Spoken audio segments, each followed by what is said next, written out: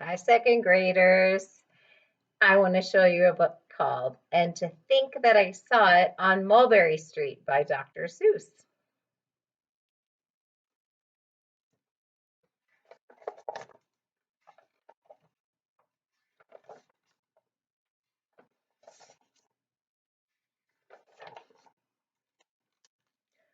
When I leave home to walk to school, Dad always says to me, Marco, keep your eyelids up and see what you can see. But when I tell him where I've been and what I think I've seen, he looks at me and sternly says, Your eyesight's much too keen. Stop telling such outlandish tales. Stop turning minnows into whales. Now, what can I say when I get home today? All the long way to school and all the way back, I've looked and I've kept careful track, but all that I've noticed, except my own feet, was a horse and a wagon on Mulberry Street. That's nothing to tell of. That won't do, of course. Just a broken down wagon that's drawn by a horse. That can't be my story. That's only a start. I'll say that a zebra was pulling that cart. And that is a story that no one can beat when I say that I saw it on Mulberry Street.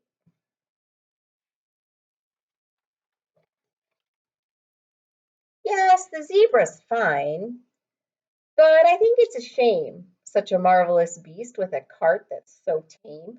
The story would really be better to hear if the driver I saw were a charioteer. A gold and blue chariot's something to meet, rumbling like thunder down Mulberry Street. Simile.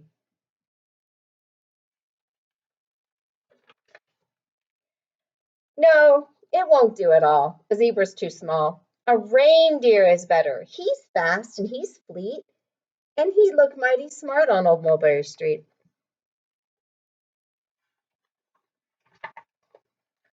Hold on a minute. There's something wrong. A reindeer hates the way it feels to pull a thing that runs on wheels. He'd be much happier instead if he could pull a fancy sled.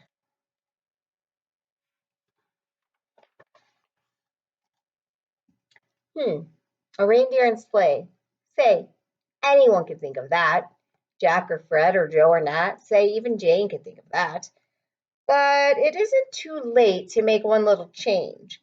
A sleigh and an elephant. There's something strange. I'll pick one with plenty of power and size, a blue one with plenty of fun in his eyes. And then, just to give him a little more tone, have a Raja with rubies perched high on a throne. Say, that makes a story that no one can beat when I say that I saw it on Mulberry Street. But now I don't know. It still doesn't seem right. An elephant pulling a thing that's so light would whip it around in the air like a kite. Another simile. But he looks simply grand with a great big brass band.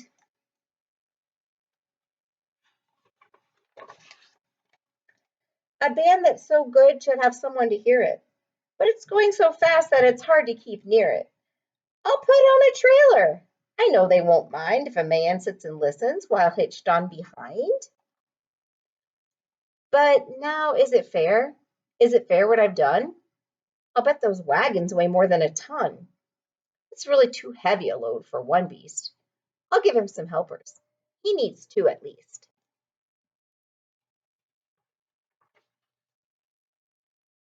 But now what worries me is this: Mulberry Street runs into Bliss. Unless there's something I can fix up, there'll be an awful traffic mix up. It takes police to do the trick, to guide them through where traffic's thick.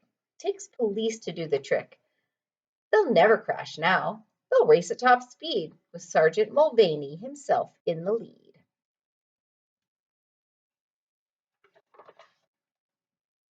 The mayor is there and he thinks it is grand, and he raises his hat as they dash by the stand.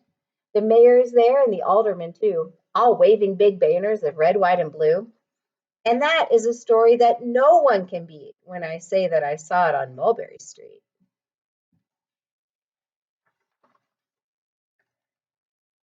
With a roar of its motor, an airplane appears and dumps out confetti while everyone cheers. And that makes a story that's really not bad, but it still could be better. Suppose that I add a Chinese man who eats with sticks, a big magician doing tricks, a 10-foot beard that needs a comb. No time for more, I'm almost home. I swung round the corner and dashed through the gate. I ran up the steps, and I felt simply great, for I had a story that no one could beat.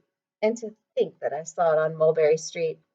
But Dad said quite calmly, "Just draw up your stool and tell me the sights on the way home from school." There was so much to tell, I just couldn't begin. Dad looks at me sharply and pulled out his chin. He frowned at me sternly from there in his seat. Was there nothing to look at? No people to greet? Did nothing excite you or make your heart beat?